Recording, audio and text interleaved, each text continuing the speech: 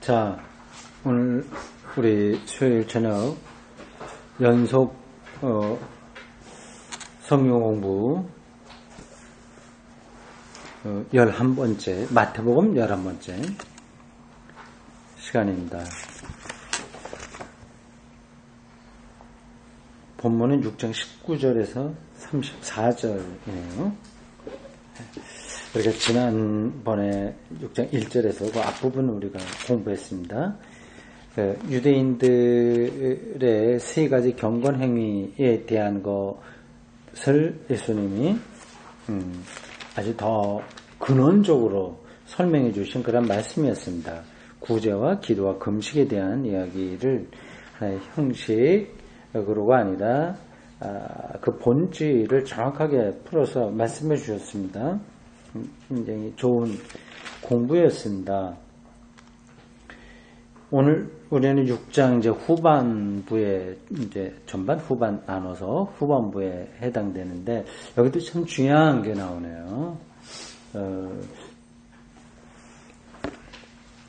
여러분들이 목사를 어떻게 생각할지 모르지만 모든 걸 다 아는 사람이 아니에요. 그리고 다 모두가 신앙이 좋은 게 아닙니다. 그리고 한 사람도 이게 목사도 성장해 가는 거예요. 젊었을 때부터 찾으면 그러니까 노력하면 성장하는 거고 노력하지 않으면 제자리고요. 더 까먹을 수도 있고 영성이 더 수준이 낮아질 수도 있습니다. 꾸준하게 통찰하고 공부하고 그리고 교회 현장에서 자기를 끊임없이 수행하는 그러한 자세를 가지면 목사는 이제 쭉 성장을 하는 거예요. 그게 가장 큰 기쁨입니다. 목사의 영성에서. 근데 교회가 부흥하고 그러면 그것도 이제 좋게 난 거거든요. 이거 목회하니까 이렇게 좋은 업적이 나는구나. 교회도 성장하고 그러면 좋게 난 건데, 이제 그거는 두 번째입니다. 본인의 신앙의 성숙의 가장 본질적인 거예요. 목사도 그러고 일반 신자들도 마찬가지죠. 뭐 장로가 됐다, 뭐 권사 됐다, 뭐 이런저런 사람들한테 인정받는 것보다 본인의 신앙이 성숙해지는 게 최선입니다. 저도 그래서 꾸준하게 좀 노력하는 이제 그러한 스타일이에요. 그래서 제가 생각해 보더라도 늘 이렇게 신앙이 좀 깊어진다. 성서에 대한 것도 좀 더 근원으로 들어가는 것 같다 그런 느낌을 좀 받습니다. 그래서 즐거워요. 그래서 이렇게 준비할 때마다 새로운 어떤 깨달음 그런 것들이 있습니다. 뭐 정보를 많이 깨달았다기보다도 뭐 그런 거야. 뭐 평생 동안 성경 갖고 공부한 사람이니까 대충 그런 것들은 자리를 갖고 있는데 이제 이 말씀과 하나 되는 거죠. 그걸 아주 더 실질적으로 이해하게 되는 거죠. 그런 면에서 수요 이런 공부를 준비하는 게 저에게도 참 도움이 많이 되고 즐겁습니다. 자, 19절에서 34절까지인데 아주 중요한 것들이 참 많이 나와요. 오늘 이러한 것들은 정말 우리 신자들이 잘 공부해야 돼요. 알고 있는 내용 얘기도 합니다. 알고 있는 거하고 정말 깨우치는 거하고는 차이가 있는 거예요. 자, 일단 본문 한번 읽어봅시다. 여러분들이 앞에 보니까 미리 오신 분들 좀 읽고 계시던데 다시 한번 우리 내용을 읽겠습니다. 19절부터 34절까지 함께 읽겠습니다. 너희를 위하여 보물을 땅에 쌓아두지 말라. 거기는 종과 동물이 해하며 도둑이 구멍을 뚫고 도둑질하느니라. 오직 너희를 위하여 보물을 하늘에 쌓아두라. 거기는 종이나 동물이 해하지 못하며 도둑이 구멍을 뚫지도 못하고 도둑질도 못하느니라. 내 보물 있는 그곳에는 내 마음도 있느니라. 눈은 몸의 등불이니 그러므로 내 눈이 상하면 온몸이 밝을 것이요 눈이 나쁘면 온몸이 어두울 것이니 그러므로 내게 있는 빛이 어두우면 그 어둠이 얼마나 더하겠느냐. 한 사람이 두 주인을 섬기지 못할 것이니 혹 이를 미워하고 저를 사랑하거나 혹 이를 중히 여기고 저를 경히 여김이라. 너희가 하나님과 재물을 겸하여 섬기지 못하느니라. 그러므로 내가 너희에게 이르노니 목숨을 위하여 무엇을 먹을까, 무엇을 마실까, 몸을 위하여 무엇을 입을까 염려하지 말라. 목숨이 음식보다 중하지 아니하며 몸이 의복보다 중하지 아니하냐. 공중의 새를 보라. 신지도 않고 거두지도 않고 창고에 모아들이지도 아니하되 너희 하늘 아버지께서 기르시나니 너희는 이것들보다 귀하지 아니하냐. 너희 중에 누가 염려함으로 그 키를 한 자라도 더할 수 있겠느냐. 또 너희가 어찌 의복을 위하여 염려하느냐. 너희의 백합화가 어떻게 자라는가 생각하여 보라. 수고도 아니하고 기쌈도 아니하느니라. 그러나 내가 너희에게 말하노니 모든 영광으로도 입은 것이 이 꽃 하나만 갖지 못하였느니라. 오늘 있다가 내일 아궁이에 던져지는 들들도 하나님이 이렇게 입히시거든 하물며 너희일까오냐. 믿음이 작은 자들아. 그러므로 염려의 여기를 무엇을 먹을까, 무엇을 마실까, 무엇을 입을까 하지 말라. 이는 다 이방인들이 구하는 것이라. 너희 하늘 아버지께서 이 모든 것이 너희에게 있어야 할 줄 아시느니라. 그런즉 너희는 먼저 그의 나라와 그의 의를 구하라.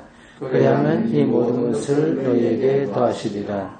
그러므로 내일 일을 위하여 염려하지 말라. 내일 일은 내일이 염려할 것이요 한날의 괴로움은 그날로 족하니라. 아멘. 먼저 질문 있으면 한번 해보시겠어요?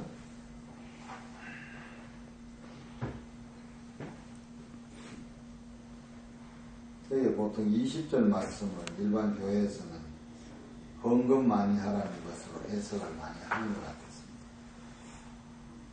보물을 하늘에서 하라.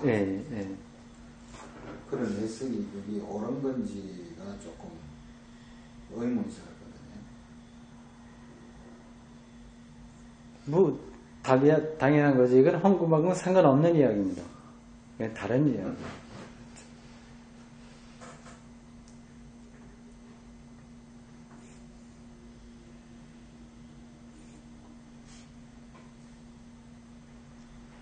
거기 뭐 지금 말이 나왔으니까 그런데 사람들이 이제 자기 저축도 많아지고 재산이 많아지면 이제 거기에 마음이 흡족하게 생각하는데 이제 그게 아니다. 이제 그런 거를 말씀하시는 거죠. 근데 거꾸로 자칫하면 하늘나라에서도 지금 우리가 이 땅에서 재물이 많이 늘어나면 흡족한 것처럼 그런 식으로 흡족해 하려고 하는 생각이 있어요.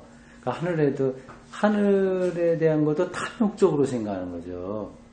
그래서 뭐 흔한 얘기로 황금별류가 무슨 별류가 해서 막 굉장히 그럴듯한 그런 것들 머릿속에 들어 있잖아요. 근데 그건 아니죠. 전혀 그는 이 땅에서 우리가 만족해야 하는 그런 것들을 연장시키는 것에 불과한 건데 그런 식으로 성경을 보면 조금 곤란한 거죠. 그러면 여기서 보물이란 것은 이런 이 땅 위에 재물을 뜻하는 게 아닌 것 같아요. 이때까지는 그렇게 생각을 했었거든요. 이 보물이 이 땅에서 우리가 귀하게 생각하는 거, 명예라든가 돈이라든가 이런 것을 보물이라고 생각했는데 지금 말씀으로 들어보면 그게 보물이 아닌 것 같아요.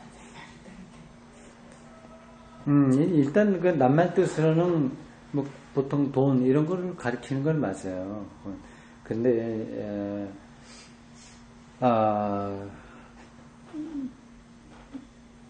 근데 그런 의미를 따지자면 자기가 중요하다고 생각하는 어떤 거 그런 것도 이제 보물이라고 할 수 있는 거죠. 그러니까 19절하고 20절은 약간 거기서 나오는 보물이라고 하는 게 좀 똑같은 단어이긴 하지만 의미로 볼 때는 약간의 차이가 있는 거죠. 19절에서는 정말 이 땅에서 잘 먹고 잘 사는 거 거기에 이제 다 모든 걸 걸어두는 삶이라고 한다면 20절에 나오는 보물이라고 하는 것은 꼭 하늘에서 내가 와서 돈, 재물 이걸 얻는다고 하는 게 아니라 거기에 이제 가장 가치 있게 하늘에 희망을 둔다. 이렇게 생각하시면 될 겁니다. 근데 이 말씀 이제 보원은 그거대로인데 지금 끝에 보면은 무엇을 먹을까 마실까 입을까를 염려하지 말라. 뒷부분에 나온 거예요. 네, 뒷부분에. 그러니까 이런 걸 염려하지 말고 오직 너희는 그의 나라와 그의 의를 구하라. 그러면 이거는 자동 다 하나님 해결해 주신다. 네. 이런 말씀인 것 같은데 현실적으로 오늘 신불신을 막론하고 무엇을 먹을까 마실까 입을까가 제일 중요 관심사거든요. 이거를 떠나서 생각하기가 참 어렵다. 아무리 믿음이 좋은 사람이라 할지라도 이런 생각이 좀 들거든요. 여기서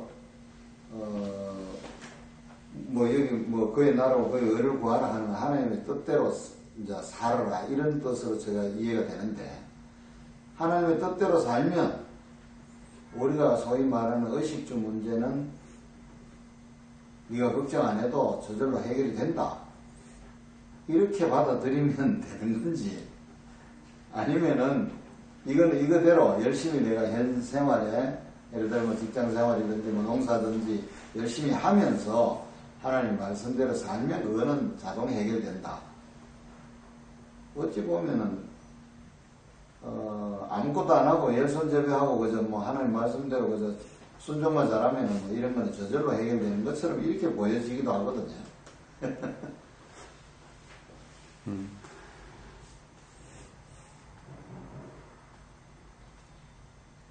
당연히 이제 그건 아니죠. 이게 안에 문학적인 표현인데, 이 세상에서도 열심히 살고, 그러나 거기에, 자기의 삶의 목표를 두지 말며, 하나님의 나라에 충실해라. 일단 그렇게 생각할 수는 있어요. 하나의 모범적인 대답이라고 할 수 있어요. 그러나 이 본문은 이 땅에서 얼마나 열심히 사냐 아니냐 그거하고는 상관없는 문제입니다.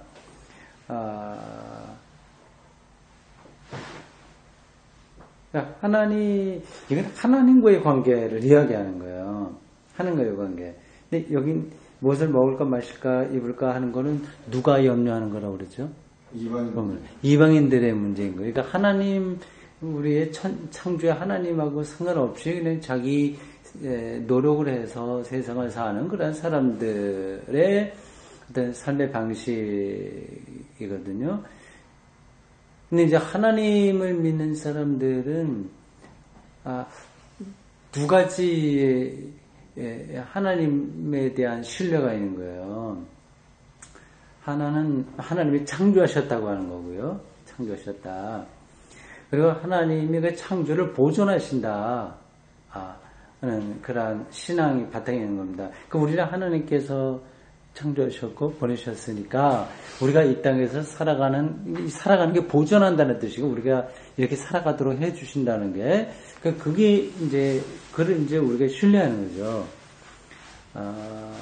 그러니까 얼마나 우리가 땅에서 돈 벌고 하느냐 그거는 두 번째 문제고 하나님에 대한 전적인 신뢰가 있는 사람들 그분이 창조하셨고 그분이 우리를 보존하신다고 하는 그 사실을 갖고 사는 사람들이 하나님을 믿는 사람들이다. 그건 이제 강조하는 거죠. 근데 구체적으로 여기서 먹을 거 이 문제 이거는 우리가 아예 상관하지 않아도 되느냐 아니냐 그거는 상관없는 이야기입니다. 전적으로 하나님과의 관계를 지금 말하고 있는 거죠. 좀 더 천천히 잘 보면 되겠습니다. 자, 이 전체 제목을 저는 염려로부터 해방 이렇게 잡았어요. 염려로부터 해방. 그 이방 사람들은 머리를 계속 굴리는 거예요. 염려하는 거예요. 좋은 뜻으로도 머리를 굴립니다. 기업 운영하고 이거지 여러 가지요. 근데 하나님을 믿는 사람들은 그러한 모든 염려로부터 해방되는 삶이다. 그거를 좀 더 명백하게 예수님께서 이제 제자들에게 가르쳐 준 말씀이죠.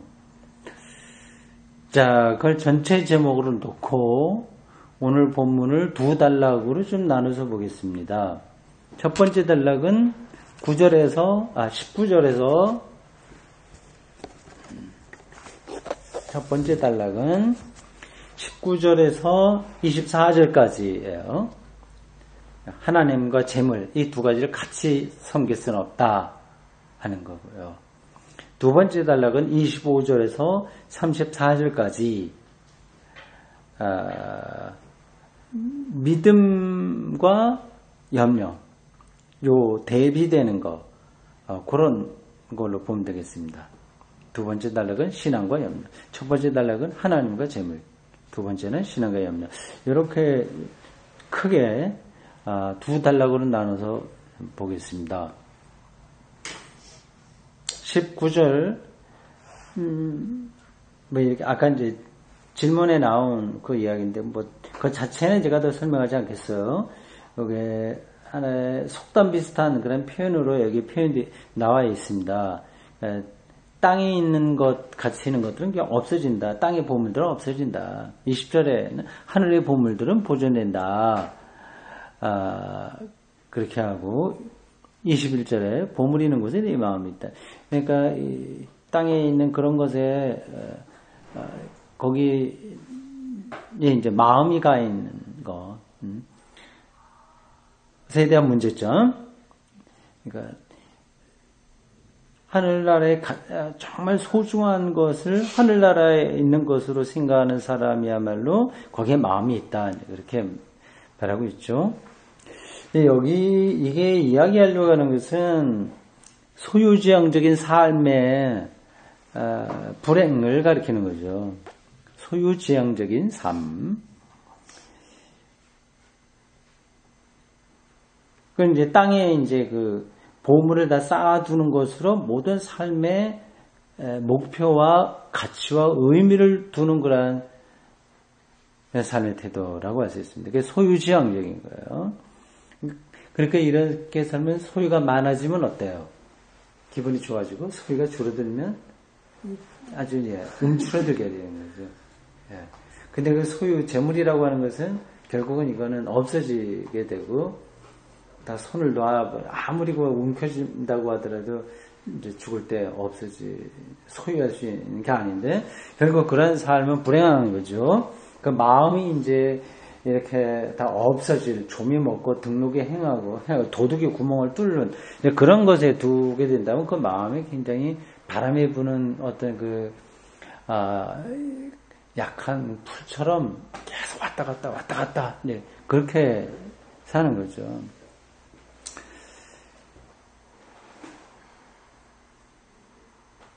네, 이러한 소유지향적인 삶이 우리 모든 사람들의 일반적인 삶의 태도입니다. 예수 믿는 사람들도 여기서 벗어나기가 좀 힘들어요. 근데 이걸 이제 극복을 해야 되는데 그게 쉽지가 않습니다.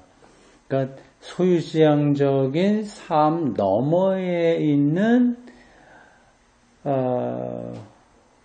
삶의 기쁨, 또 구원의 기쁨 그런 것들을 알아야 이러한 것으로부터 우리가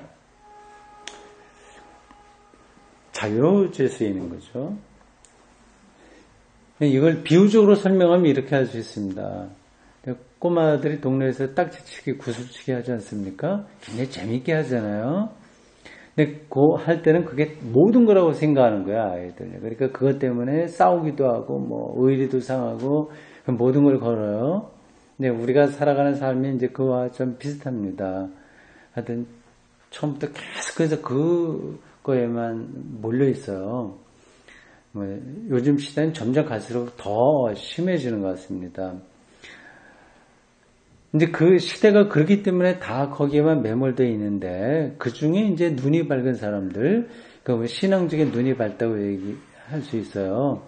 그런 사람들은 동네 꼬마들이 그런데 몰두하고 있다고 하더라도 자기가 놀이를 끝내고 돌아가야 된다고 하는 사실을 알기 때문에 같이 놀 때는 논다고 하더라도 거기에 완전히 빠지지는 않은 거죠. 여기 놀이보다도 자기가 돌아가야 될 집에 대한 어머니, 아버지 있고요. 결국 내가 가야 될 그쪽에 마음을 둘 수 있죠. 눈이 밝은 사람들은 그렇습니다. 여기 19절, 20절, 21절에서 이방인들처럼 소유지향적인 삶을 사는 사람들의 문제점 이런 것들을 정확하게 짚고 있습니다. 22절 여기 눈이 표현되어 있네요. 눈은 몸의 등불이다. 그러므로 내 눈이 성하면 온몸이 밝을 것이요. 이것도 하나의 유대인들의 하나의 글쓰기 방식인 것 같아요.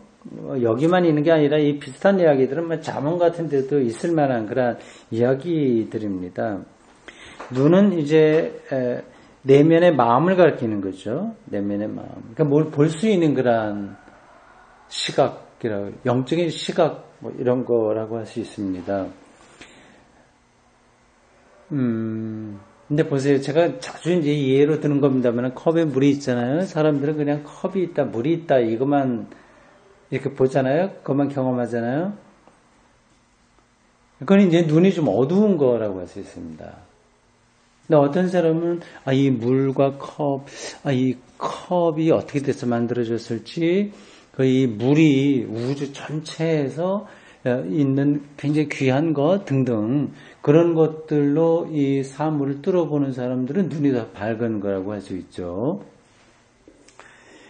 그런 게 사람들 사이에 천차만별입니다. 저희 딸들이 원당 우리 집에 있을 때 내가 옆에서 아무리 얘기를 하더라도 눈에 안 보여요. 거기 있는 그 풍경이 안 보여요. 봐라, 철일은 얘들아 봐라 저기 텃밭 옆에 코스모스가 있는데 아직 때도 아닌데 폈다. 예쁘지 뭐 얘기하더라도 안 봐요 그거를. 그리고 밤에 이제 별에서 얘 나와서 보라고 그래 안 봐. 구름, 공기, 뭐 바람 이걸 안 봐요.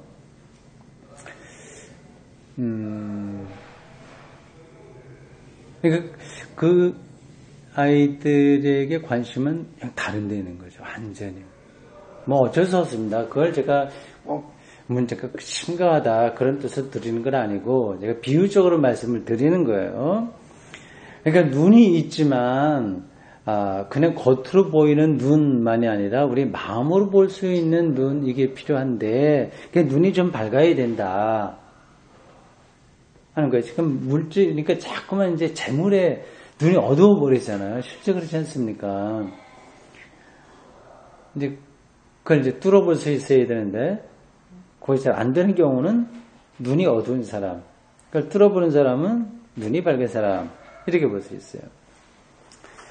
뭐 자연을 이렇게 그냥 지나치는 그런 것도 있고 어린 청년들 뭐 그런 경우도 있고요. 사람을 대할 때 아주 귀하게 대하는 거를 또 우리가 잘 모릅니다. 이용하려만 그래요, 사람을. 그러니까 도구로만 이제 대하는 거야, 사람을. 그래서 목사도 자칫하면 신자들 이렇게 막 끌어 모아서 내 목회 성공해야지 뭐 이런 생각을 할 수 있어요. 상당히 그게 강하게 작용할 수 있습니다. 이건 그 목사가 나빠서가 아니라 하여튼 교회 성장이 최고 목표가 된다면 신자들은 목사의 눈에는 하나의 도구가 되는 거예요. 그걸 이용해서 어떻게 해야 되겠다고 하는 것이 좋은 뜻으로 이렇게 신자들은 이제 신앙 성장을 위해서 이렇게 해야지 그렇게 하긴 하는데 거기에는 이제 인간의 어떤 탐욕 이런 것도 막 같이 복잡하게 작용하고 있습니다. 그래서 사람을 대하는 게 이렇게 좀 하나님의 같은 피조물로서 그렇게 대하지 못하는 게 있죠. 그러면 이제 마음의 눈이 어두운 거죠, 그런 게. 네, 22절, 23절. 재물에 치우쳐 있는 사람들의 눈을 가리켜서 눈이 어둡다, 그렇게 표현한 겁니다. 결론적으로 24절에 그렇게 얘기하고 있습니다. 이건 아주 유명한 구절이에요. 두 주인을 섬기지 못한다. 그러면서 하나님과 재물을 겸해서 섬기지 못한다. 이렇게 되어 있습니다. 이 재물이라고 하는 것은 아람어로 맘몬 이렇게 얘기합니다. 그 뭐 영어로도 나오고 그래서 맘모니즘 이렇게 얘기하죠. 맘모니즘 우상 숭배, 물질 숭배 이런 걸 맘모니즘이라고 얘기합니다.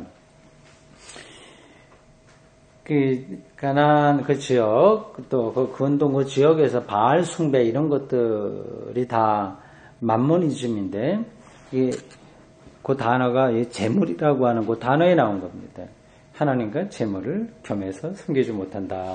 이렇게 되어 있어요. 이게 이제 상투적으로 그렇지 하나님만 섬기고 재물은 섬기지 않을 수 있어 뭐 생각할 수도 있는데 쉽지 않습니다. 이게.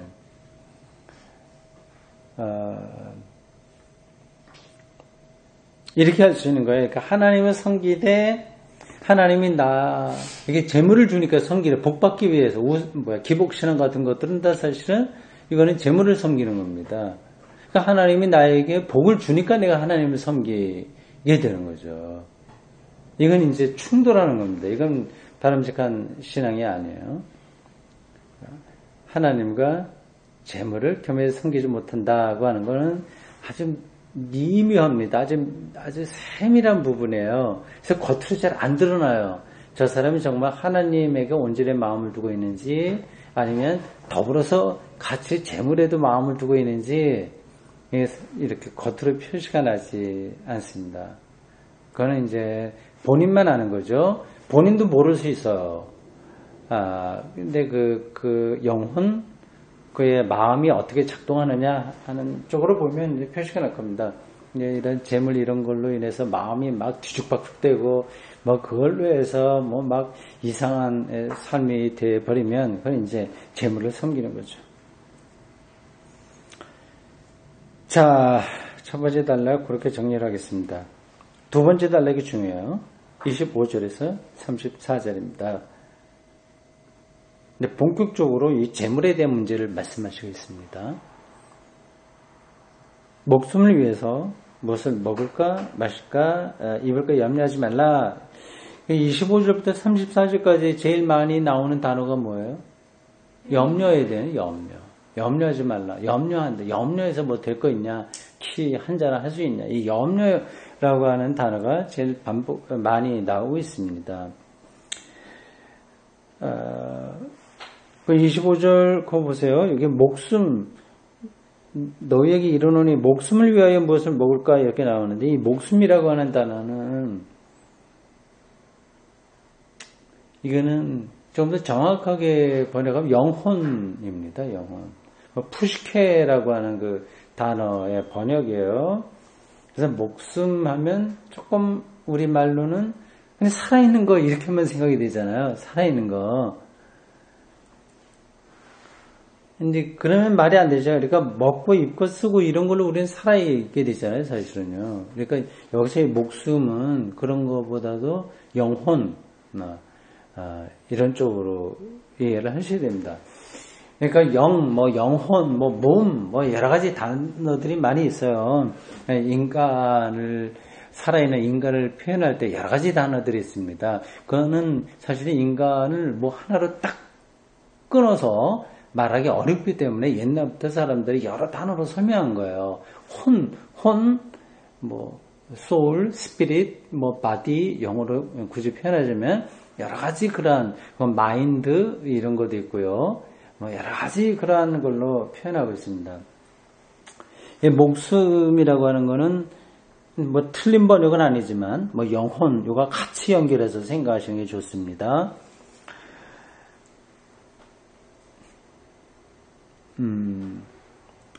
그러니까 앞대목에서는 이제 하나님과 재물을 겸해서 섬길 수 없다. 이제 큰 주제로 보면 그걸 얘기하는 거예요.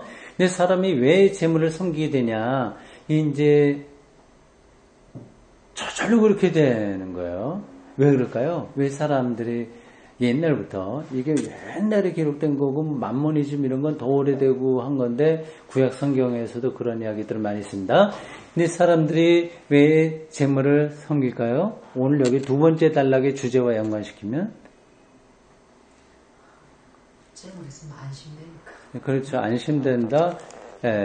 염려가 되니까 그러는 거예요. 염려가, 잠깐 이거 어떻게 될까? 이제 그래 염려가 많은 거죠. 어떻게 먹고 살아? 자식하고 어떻게 사나? 이제 이거 실질적인 거예요, 사실은요. 그 염려가 많아서 그렇습니다. 그래, 그렇게 마음이 돼버리고 있는데 염려하지 마 해갖고도 염려가 안 되는 것은 아니에요. 어떻게 보면, 우리 기도하는 그런 내용들도 잘 따지고 보면 너무 염려가 되기 때문에 매달리는 거예요. 우리 자식이 어떻게 되고, 누구가 어떻게 되고, 모든 것들이 계속 그렇게 돼요. 목사가 기도할 때도 뭐 교회 빈자리 얻게 해달라고 하는 건데 다 염려예요, 사실.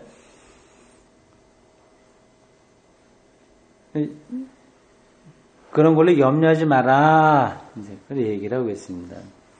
여기 염려하지 말 거 종류가 몇 가지가 나오죠? 세 가지죠.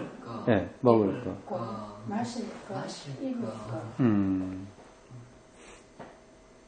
근데 보통 우리나라에서는 어떤 걸 얘기하죠? 주로 의식주의 얘기하는데 보통 의는 의복, 식, 먹을 거, 주는 집. 네. 여기는 집이 없죠? 집이 없네. 마실 거하고 먹을 건 똑같은 건데 이렇게 중복되어 있고.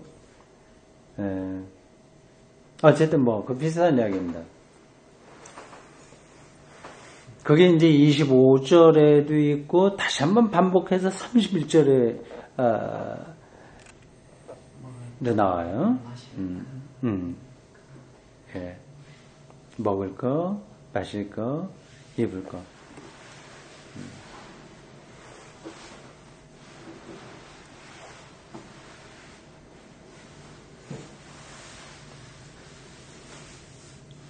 그런 걸로 염려하지 마라.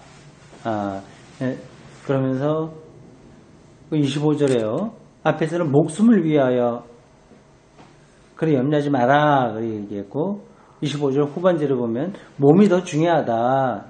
그러니까 몸, 목숨 이게 영혼 다 이렇게 연결돼 있어요.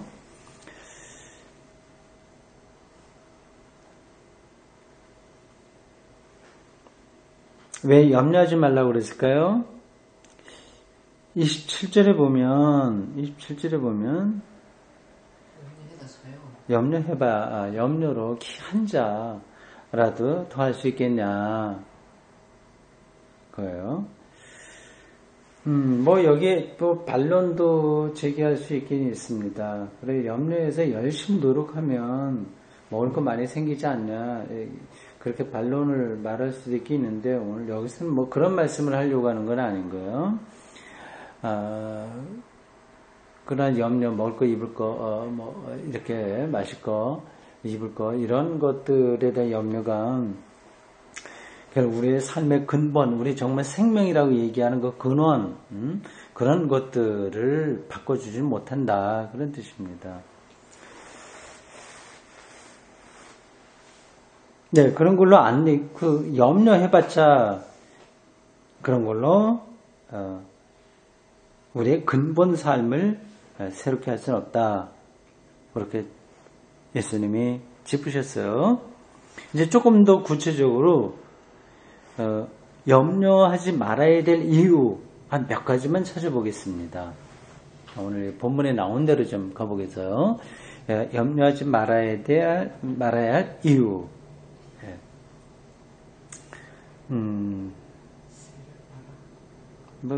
근데 제가 본 그대로만 조금 말씀드리겠습니다. 25절에 따르면 목숨이 그런 것보다 중요하다. 근데 우리가 염려하는 그런 것들보다 목숨이 중요하다. 영혼이 중요하다. 진짜 삶이 중요하다. 하는 겁니다.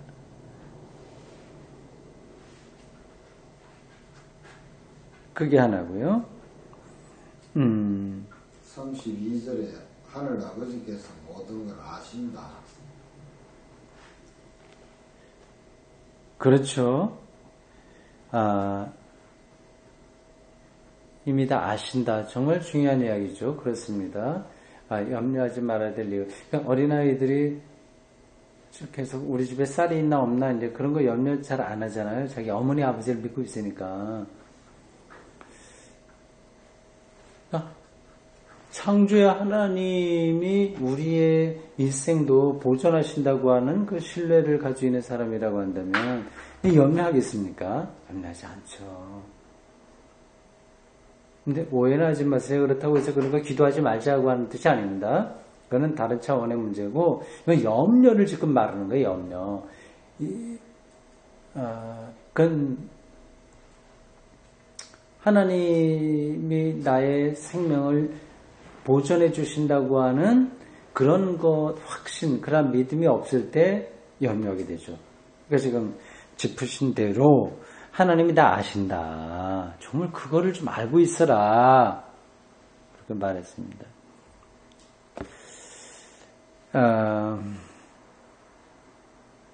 28절을 보면 앞에 이제 새 이야기도 있고 28절에 이제 백합화 이야기가 나와요. 그러니까 하나님께서 자비의 하나님이 우리가 염려하는 것들을 이미 다 채워주시고 있다. 그러니 이미 주셨는데 뭐 새라든지 백합화에서 우리가 보듯이 이제 그런 정도로 하나님께서 우리의 삶을 책임져 주시는데 왜 염려하냐? 그렇게 볼 수 있습니다. 세 가지요. 목숨이 그 염려하는 내용보다 더 중요하다. 그러니까 그 염려함으로써 결국은 목숨, 영혼이 손상되는 그런 어리석은 거다. 두 번째는 하나님이 28절에 나오는 대로 그러한 먹을 것, 입을 것, 뭐 그런 것들을 이미 채우셨다. 그리고 하나님께서 다 아신다. 32절에 이렇게 나왔네요.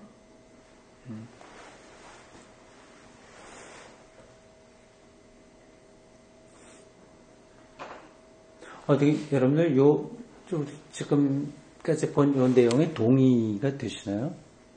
실제로 동의는 되는데 쌍 가운데서 네. 이제 근데 네, 잘하네. 염려가 생각이 말을 끊어서 미안한데 물론 이렇게 이제 생각이 돼.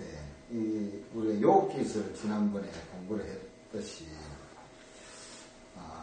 인생의 궁극적인 문제에 있어서는 하나님을 믿는 믿음으로 우리가 뭐 극단적으로 말하면 심지어 죽음에 처한다 할지라도 하나님이 우리의 구원자가 되신다라고 하는 이 믿음으로 그것이 극복이 된다고도 보는데, 그런데 사실은 생활의 사소한 일들로 인해 가지고 염려하는 문제는 완전히 해소되기가 좀 어렵다 이런 생각이 들거든요. 여기서 뭐 염려하지 말라 했는데 그러면 뭐 모든 게 다 하나님께 다 알아서 하시니까 진짜로 우리는 막 그저 매사에 막 순간순간이 다 즐겁고 편안하고 막 안심이 되고 막 이렇게만 살 수 있느냐? 현실적으로 거기에는 장담하기가 힘들다는 거예요. 당장 내일에 어떤 일이 딱 무언가를 해결해야 될 문제가 있을 때 오늘 저녁에 잠자리 누워가지고 그 생각을 떨쳐버릴 수가 없다는 거죠. 그걸 또 염려하는 거다 속으로. 내일 뭐 어떻게 해야 되는데. 네, 맞죠. 당연합니다. 이제 그거야. 뭐 다른 문제들도 다 마찬가지예요. 신앙의 다른 주제들도. 다만 이제 이게 오르니까, 그리고 동의가 되니까, 그게 이해가 되니까 우리가 이런 방향으로 나가야 된다.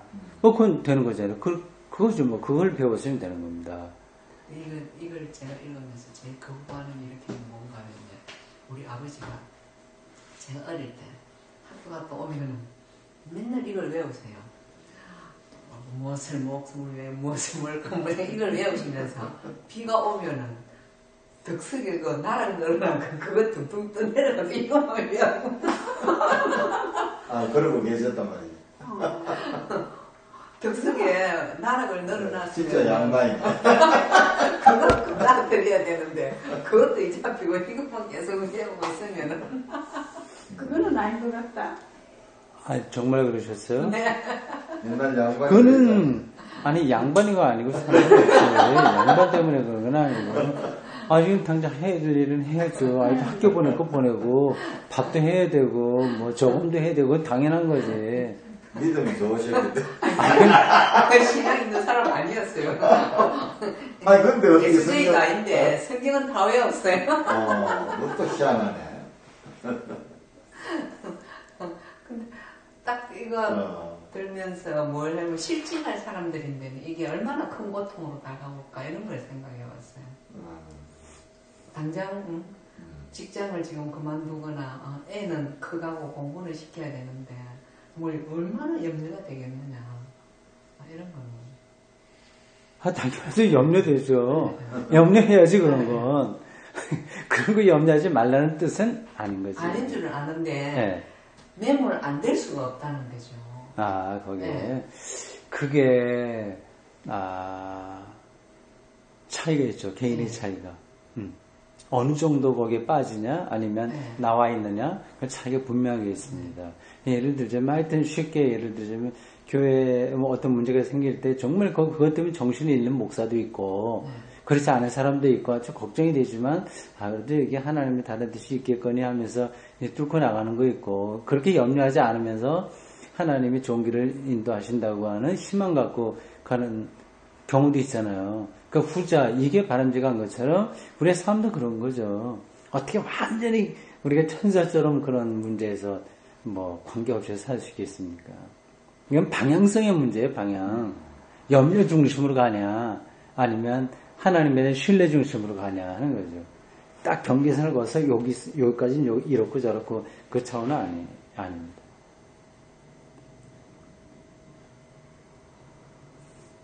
여기서 염려 중심의 삶과 믿음 중심의 삶이 있는데, 염려 중심의 삶은 누구 거라고 그랬어요? 어떤 사람들? 이방인들이라고 했거든요. 예. 그 이방인들이라고 해서 나쁜 사람들이 아니에요. 굉장히 합리적이고 타당하고, 그리고 현실적인 사람들입니다. 지금 우리가 말한 대로 염려하고 하는 거, 이건 현실적인 거예요. 그건 나쁘다고, 정말 이방인들 하나님 믿지 않고 이렇게 우리가 볼 건 없습니다. 근데 그런 것들이 유대인들에게 성서 중심에서 얘기 사람들, 또 제자들에게도 다 보여요. 아주 어울려서 사니까. 그걸 이제, 그걸 매도하는 게 아니라, 그들은 그렇게 사는 거예요. 합리적으로, 나름대로. 다 준비하고. 이제 하나님을 믿는 사람들은 그들을 매도하는 것은 아닌데, 삶의 근본이 다른 거지. 여기에 염려, 구덩이 속에 들어가는 게 아니라, 하여튼 뭐 좋은 뜻이든 어떤 뜻이든 하나님과의 관계에 집중함으로써 현실적인 문제에서 우리가 염려할 때는 하고, 의논하고, 대안들을 찾아 나갈 때 나가고 하되, 하나님에 대한 신뢰가 그 중심에 있는 그런 삶을 얘기하는 거죠. 전혀 차원이 다른 겁니다. 이 두 가지의 삶은.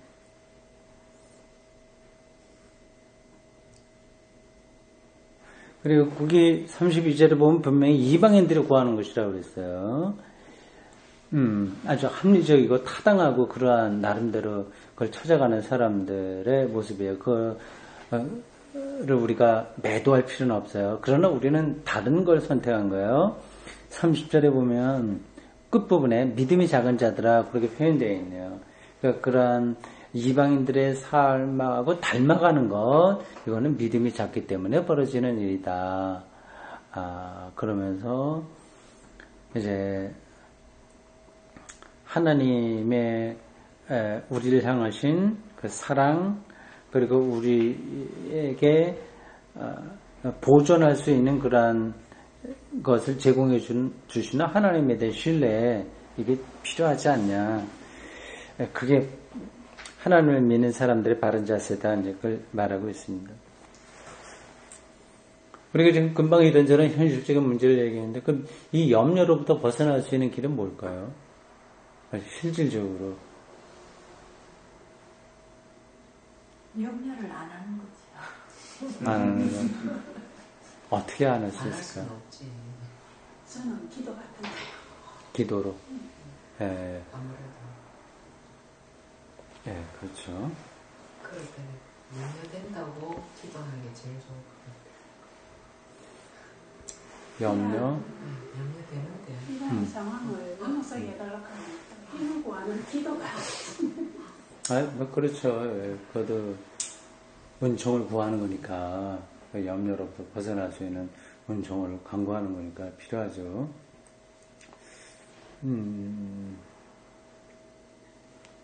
예, 뭐, 그 맞는 것 같습니다. 하여튼 여기 오늘 나온 이야기를 통해서 보면, 뭐, 염려하지 않는다, 기도한다, 그런 얘기 하셨는데, 뭐, 같이 통틀어서 본다면, 하나님에 대한 믿음이에요. 신뢰. 그분이 어떤 분이라고 하는 것을 알고, 그분을 아주 실질적으로 신뢰하는 그런 삶이죠.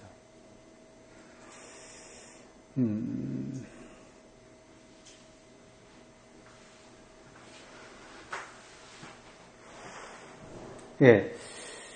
33절에서 이렇게 말하네요. 그리고 믿음이 있는 사람이죠. 이렇게요. 왜 나라와 그의 의를 구하라. 왜 나라와 의를 구하라. 그러니까 하나님, 뭐 교회 일만 하라 이제 그런 뜻은 아니고요. 하나님 나라, 하나님의 선하심, 하나님의 통치, 그런 것에 자기의 삶을 다 집중해라 그 뜻이죠. 그렇게 하면 모든 것, 구하고 있던 그 모든 것을 더해 주신다. 이렇게 말씀하고 있습니다.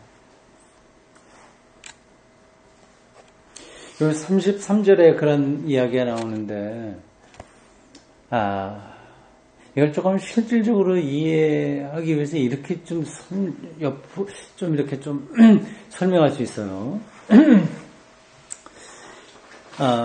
하나님 나라와 그 의를 구하기만 하면 모든 것을 더해 주신다고 하는데, 두 가지로 설명하겠습니다. 하나님 나라와 의를 구한다고 하는 것은 이 세계가 하나님의 뜻에 맞도록 새로워지는 것들을 구하는 거잖아요.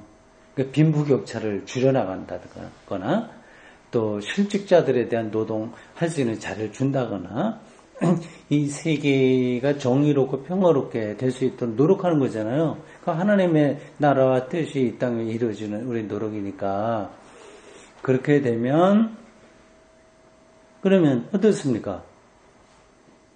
그럼 당연하게 먹을 거, 입을 거, 쓸 거 이런 것들이 공급되지 않겠어요? 빈부격차 확 줄어들게 되면, 그러니까 최소한도 여기서 살아갈 수 있는 생존이 보장되는 사회가 된다면, 그러면 뭐 입을 거, 기도의 내용 이런 것들이 해결되는 거 아니겠습니까? 그냥 사회 구조적인 차원에서 우리가 노력하는 그런 거 하나가 이 말씀이 말하려고 하는 어떤 하나의 방향이다 볼 수 있습니다. 다른 하나는 개인적인 차원인 거예요. 앞에 것은 사회 변혁이라고 하는 차원이라고 한다면 이건 개인입니다. 정말 하나님의 통치, 하나님의 사랑, 하나님의 생명, 하나님의 존재에 하나님의 비밀한 은총과 그분의 임재하심, 그런 것들을 구한다고 하는 것은 그거 일치한다고 하는 거거든요. 왜 그렇게 되는 사람이라고 한다면 사실 먹을 게 조금 적어도 그걸로 이제 충분하게 하나님이 제시하는 걸로 믿고 기쁘게 살 수 있습니다.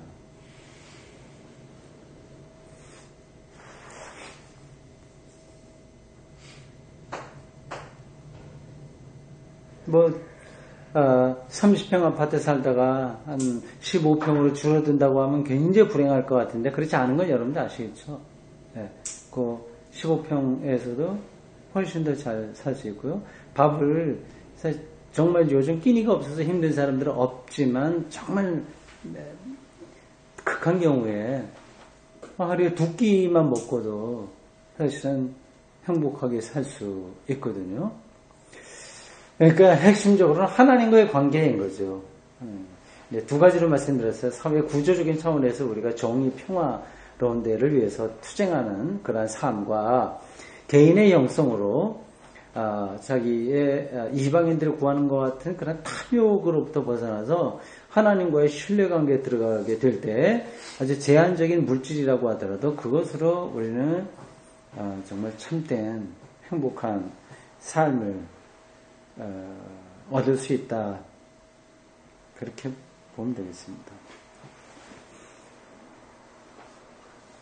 자, 시간이 많이 됐군요. 벌써. 자, 오늘 거기까지만 하겠습니다. 제목을 그냥 기억만 해두세요. 염려로부터의 해방. 염려로부터의 해방. 기도하겠습니다. 주님, 오늘 하루 종일 비가 오고 불순한 일기 가운데서도 수요일전을 기억해서 함께 공부했습니다. 2000년 전 마태복음 공동체가 우리들에게 이렇게 전해준 말씀을 2000년에 뛰어넘어 오늘 이렇게 이 대구센터교회 지하에서 소수의 무리지만 함께 읽고 깊이 그 말씀을 나누게 하신 것 감사합니다. 하나님, 아주 번거롭고 그리고 요란스러운 세상살이에서 또 필요한 것도 있으나 많은 경우에는 필요하지 않은 것에 우리의 시간들 다 쏟고 사는 이 현대 속에서 하나님의 말씀에 우리가 더 직면하고 가까이 가고 그 안으로 깊이 들어갈 수 있도록 인도해 주십시오. 오늘 특별히 산상수훈의 한 중간 부분인 염려로부터의 해방이라고 하는 혁명적인 그런 말씀을 들었습니다. 이방인들이 구하는 삶의 태도가 아니라 하나님을 향한 신뢰의 태도, 이것이 근원적인 우리 삶의 길이라고 하는 것을 다시 한번 듣습니다. 우리 형편들을 주님께서 아시니 어떠한 가운데서도 하나님을 향한 믿음을 더 소중하게 여기고 깊이 있게 갈 수 있는 우리들 되도록 인도해 주십시오. 예수님의 이름으로 기도합니다. 아멘.